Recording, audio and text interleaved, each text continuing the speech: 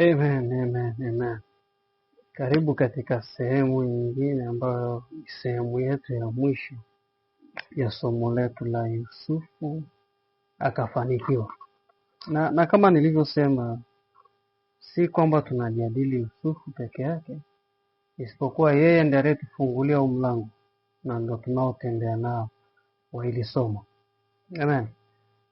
Na tunamalizia kwa Isaya 43, kitabu cha Isaya 43. Kumbuka somo lenyewe hasa ni Mungu kuwa pamoja na sisi. Amen. Mungu akiwa pamoja na wewe, kuna mambo ambayo unaona yanafanyika. Kuna vitu ambavyo unaona vinafanyika. Sasa tangu Yusufu tulipoanza kujifunza habari zake kwenye Mwanzo 39, tulimuona ya kwamba alifanikiwa na kustawi kwa sababu Mungu alikuwa pamoja na yeye, sio kwa sababu alikuwa mchapakazi. Na neno linasema ya kwamba Mungu alifanikisha mambo yote mkononi mwake. Sasa ili Mungu aweze kufanikisha mambo yote, ili tuweze kufanikiwa, kinachohitajika ni Mungu kuwa pamoja na sisi, kama alivyokuwa pamoja na Yusufu, kama alivyokuwa pamoja na Isaka, kama vile alivyokuwa pamoja na Musa na wengine. Amen. Kwa hiyo hicho ndicho muhimu na ndo kitu ambacho pekee tunakizungumza hapa, Mungu kuwa pamoja na sisi. Isaya 43 nitasoma mstari wa kwanza pale mpaka mstari wa 7. Neno linaanza kusema hivi. Hata nitasoma kwenye Biblia ya kawaida. Neno linasema, lakini sasa Bwana aliyekuuluku Yakobo, yeye aliyekuumba Israeli, asema hivi, usiogope, maana nimekukomboa, nimekuita kwa jina lako, wewe wangu. Upitapo katika maji mengi, nitakuwa pamoja na wewe, na katika mito haitakugharikisha.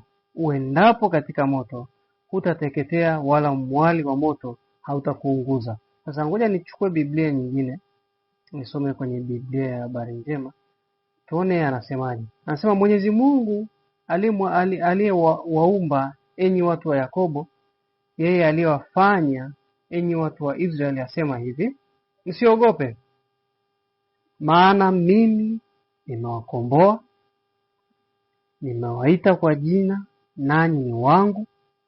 Mkipita katika mafuriko, mimi nitakuwa pamoja nanyi. Mkipita katika mito, haitawashinda nguvu. Mkitembea katika moto, hamtaunguzwa, mwali wa moto hautawaunguza. Mstari wa 3. Maana mimi Mwenyezi Mungu, Mungu wenu, Mungu mtakatifu wa Israeli, Mwokozi wenu, nitaitoa nchi ya Misri iwe fidia yenu, nitaitoa Kushi na Seba ili mwachwe huru. Kama vile mna thamani mbele yangu, kwa kuwa mmepata hadhi na kuwapenda, mimi nawaacha watu kusudi niwapate ninyi, na yaachilia mataifa badala ya maisha yenu. Okay, sasa tutaendelea mistari inayofuata, lakini watu shughulike kwanza na hii mistari mitatu ya kwanza. Neno linasema kwamba Mungu ndiye aliyetuumba na ndiye aliyetufanya. Kwa hiyo hatupaswi kuogopa. Na kama anasema msiogope, ni kwa sababu anajua kuna mambo ya kuogopesha ambayo tutakutana nayo. Amen. Kuwa na Mungu haizui kwamba majaribu ya hapa na pale kuja. Isipokuwa kuwa na Mungu kuna kusaidia kwanza usizame kwenye majaribu, usiingie kwenye jaribu, uweze kushinda kila kitu. Amen. Kwa cha kwanza Mungu anachosema, anasema usiogope. Kuna kupita katika mafuriko, katika maji mengi, Biblia ya kawaida inasema, lakini anasema katika maji mengi nitakuwa pamoja nanyi. hata hiyo katika mito, hata katika moto nitakuwa pamoja nanyi. Hiyo mito haitawazamisha, hayo mafuriko hayatawazamisha, huo moto hautakuunguza. Kwa nini? Kwa sababu Mungu niko pamoja nanyi. Meshach, Shadrach na Abednego, mfano mzuri. Wanasimama kwa imani kwa Mungu wao. Wanakubali ya kwamba tuacha tupite kwenye moto, wacha tuingie kwenye moto kwa sababu ya imani yetu kwa Mungu. Haleluya. Kwa hiyo Mfalme Nebukadneza akiwa na uhakika kwamba atawaonyesha kwamba mfano watu wote wajue kwamba usipoabudu sanamu, usipolisujudia sanamu la mfalme utakwenda kuchomwa moto. Akaona hawa wanafaa kuwatumia kuwa mfano. Amen. Wakasema kwamba sisi hatutasujudia sanamu lako. Aidha Mungu atatuokoa kwenye moto ama hatatuokoa, lakini bado hatutasujudia sanamu lako. Mfalme akakasirika, akasema tanuru la moto lichochewe mara 7 zaidi. Moto uwe mkali vizuri. Na ulikuwa mkali kweli, kiasi kwamba wale waaskari waliokuwa wamewashika Meshach, Shadrach na Abednego wanapeleka kwenye tanuru walikufa wakiwa hawajakaribia hata kwenye mlango wa tanuru. Kwa moto ulikuwa mkali mpaka ukaua wale askari. Lakini Meshach, Shadrach na Abednego hawakugeuza kwamba no, hatuendi kwenye moto. Hapana, waliendelea kwenda kwenye moto.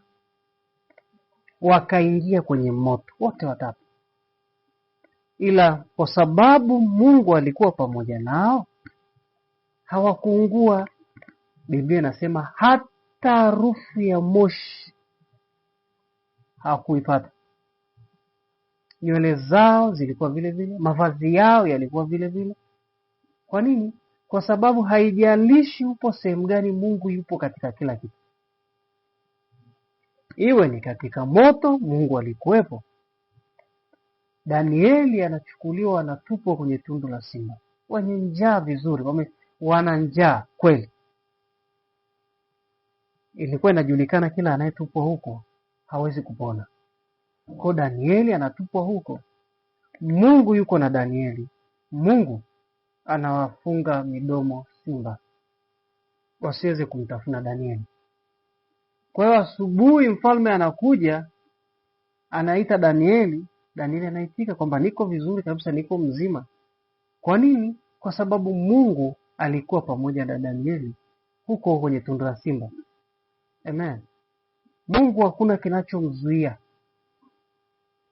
Hakuna kitu ambacho kinasema ya hichi ni kikubwa kwa Mungu, kwa hiyo hata Mungu mwenyewe hakipo. Amen. Kwa hiyo changamoto zitakuja, na usizani zinapokuja labda kuna kitu umekosea.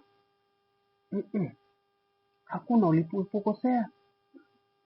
Majaribu yapo. Majaribu yataendelea kuja na yatakuwepo siku zote. Ila Mungu yuko pamoja na sisi. Hayupo pamoja na sisi kama urembo. Yupo pamoja na sisi kutusaidia. Yupo pamoja na sisi kutuokoa. Wewe tusome tena ni Biblia kawaida. Anasema hivi, mstari wa 2. Upitapo, mstari wa kwanza kwenye kipengele cha mwisho anasema usiogope, maana nimekukomboa, nimekuita kwa jina lako, wewe ni wangu. Upitapo katika maji mengi nitakuwa pamoja nawe. Mungu anajua kwamba kuna vitu vya kupitia, kwa sababu adui yupo kwenye huu ulimwengu, anarusha kila anachoweza kurusha kwa watoto wa Mungu. Lakini Mungu anasema usiogope, kwa sababu niko pamoja nawe. Upitapo katika maji mengi nitakuwa pamoja nawe. Na mito, na katika mito haitakugharikisha, kwamba haitakuzamisha. Uendapo katika moto hutateketea, wala mwali wa moto hautakuunguza. Amen. Daudi akasema hivi, hata nikipita kwenye bonde la kivuli cha mauti sitaogopa, kwa sababu wewe Bwana upo pamoja na mimi. Na hiyo ndio pointi kubwa, na hilo ndio jambo kubwa. Ukiweza ukawa mtu wa kukumbuka kwamba Mungu yuko pamoja na mimi hata katika jambo hili, basi kufanikiwa ni rahisi, kutoka kwenye hiyo changamoto ni rahisi. Kwa sababu kinachowashinda watu wengi ni kutambua Mungu yupo na wao. Mtu akishaona kwamba nina changamoto fulani, anasahau kabisa Mungu ambaye yuko pamoja na yeye. Na kwa sababu ya kusahau, inasababisha pia kukosa na msaada. Kwa sababu huyu mtu akishasahau kwamba yupo na Mungu, ina maana hawezi kuzungumza na Mungu, hawezi tena kuomba, hawezi kumsikia Mungu anayezungumza na yeye. Kwa nini? Ameshasahau kwamba Mungu yuko pamoja na mimi. Lakini kama katika kila hali unakumbuka ya kwamba Mungu yuko pamoja na mimi, hautadumu muda mrefu kwenye hilo jambo.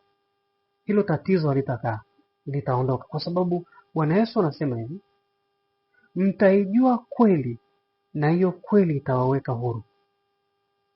Ukijua niko na Mungu, uhuru unaanzia hapo. Amen. Uhuru unaanzia pale unapojua kweli. Mungu yupo pamoja na mimi katika bonde la kivuli cha mauti. Kwa hiyo kitu ambacho ninapaswa kufanya, siogopi. Sina wasiwasi. Sina mashaka. Sisumbuki. Haleluya. Kwa nini? Mungu yupo pamoja na mimi. Mungu hajaniacha. Mungu anatembea na mimi. Katika kila jambo nipo na Mungu. Katika mambo yote nipo na Mungu. Haleluya. Amen. Kwa hiyo anasema hivi, ukipita kwenye maji, ukipita kwenye moto, vyote hivi moto hautakuunguza, hata zile cheche za moto hazitokuchoma. Maji ni mengi, ni mafuriko, hayatakuzamisha, hayatakusomba. Kwa nini? Kwa sababu nipo pamoja na wewe. Sasa kuna swala lingine amesema hapo. Ameanza mstari wa pili, kipengele kile cha pili kwenye mlango wa mstari wa kwanza. Anasema usiogope. Ili Mungu aweze kumsaidia mtu katika kile kitu ambacho anakihitaji, katika ule msaada ambao anautaka, kitu kimoja anakitaka kutoka kwa mtu. Uoga usikubali kuwa nao. Usiogope. Haleluya. Usiogope. Ukiwa na hofu, utamzuia Mungu kukusaidia.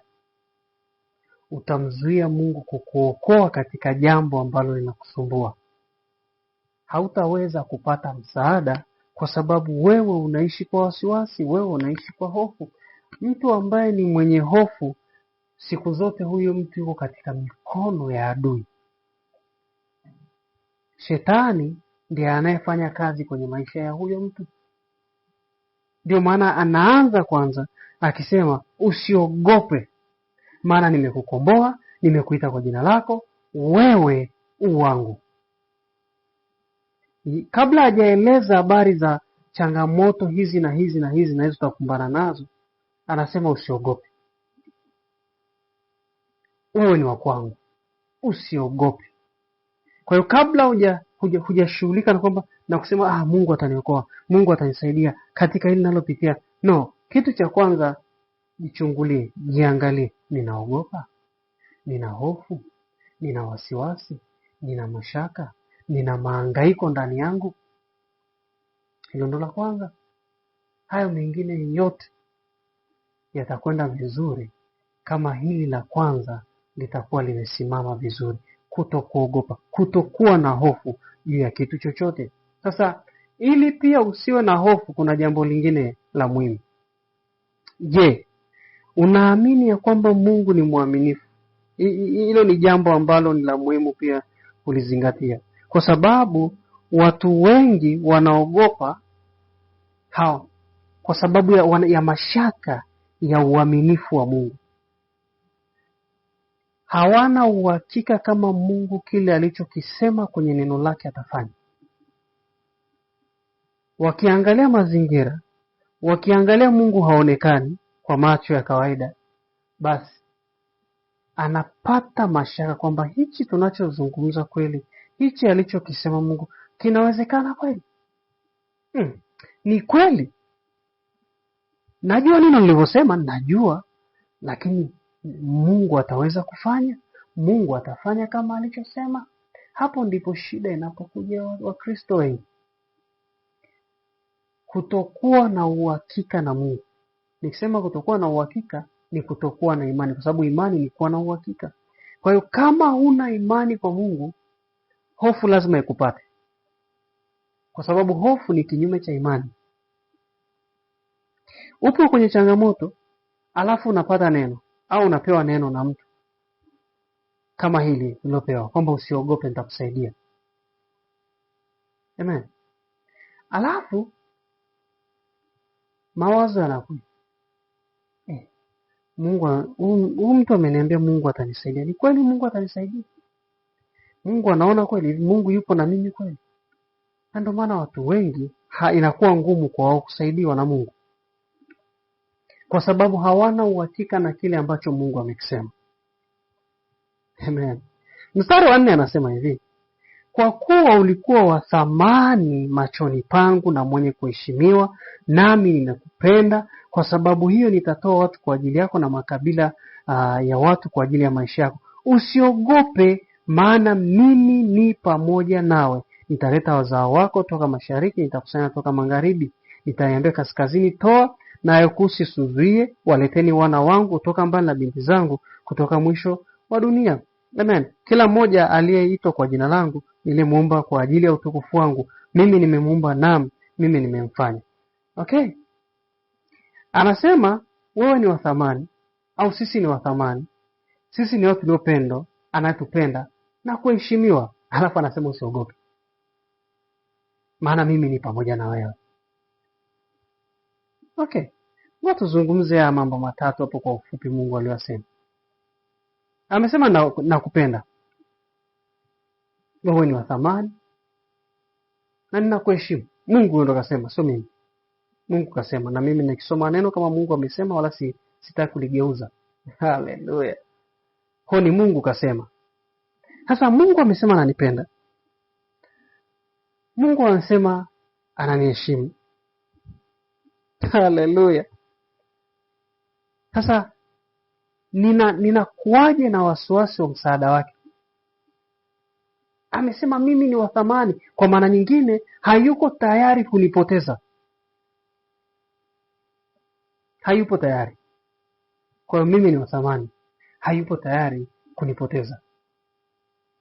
Kama hayupo tayari kunipoteza, ndio maana anasema kwenye mafuriko hata kukupa shida yote, hata kuchukua, hata kuzamisha, wala moto utakuunguza, kwa sababu wewe ni wa thamani. Wewe ninakupenda na ninakuheshimu. Kwa siwezi kukubali kukupoteza. Kwa nitakusaidia. Ila cha maana tu na cha muhimu cha kushika na kuangalia ni usiogope. Utayaona mafuriko, utauona moto, au pengine umeshadumbukia kabisa kwenye mafuriko. Haleluya. Umeshazama kabisa kwenye moto, lakini bado anasema utakuunguza. Bado anasema hayo mafuriko hayatakuzamisha, hayatakuchukua. Si kwamba mafuriko ameyazuia, no. Yatakuja. Hakuzuia ukame kwa Isaka, bali alimpatia chakula alichokuwa anakihitaji, pamoja na kwamba kuna ukame na njaa. Hakuzuia Yusufu kwenda utumwani, hakuzuia Yusufu kwenda gerezani, bali kupitia huko gerezani ndipo akamfanya mkuu baada ya Farao kwenye nchi ya Misri. Kwa hiyo kama ulikuwa unawaza hivi, Mungu yupo na mimi kweli wakati napitia shida namna hii, Mungu yupo na wewe katika hiyo shida. Hajaizuia hiyo shida, lakini atakupatia kila unachohitaji wakati shida inakuangalia. Kila kitu unachotaka utakipata wakati bado tatizo unaliona liko. Kwa hiyo anaweza kuondoa vyote, haina shida kwake. Vyote kwa Mungu vinawezekana. Lakini anaweza asiondoe. Kama akijaondolewa bado usilalamike. Wewe macho yako, akili yako iwe kwa Mungu. Usiogope, amini ya kwamba kuna kitu Mungu atafanya. Amen. Mimi ni wa thamani kwake. Mimi ninapendwa, lakini pia amesema ananiheshimu. Kama ni wa thamani, hawezi kubali nikateseka. Hawezi kubali nikaumia. Hawezi kubali nikapotea. Kwa hiyo Mungu atafanya kila kitu kwa ajili yangu. Na kwa kuwa amesema atanisaidia. Mungu sio mwongo. Hajawahi kudanganya, hajawahi kutania, wala hajawahi kupitiwa. Kwamba nilipitiwa tu nikazungumza, no. Amen. Niseme udumu kwenye afya na kuzidi kufanikiwa. Mungu yupo pamoja na wewe. Hallelujah.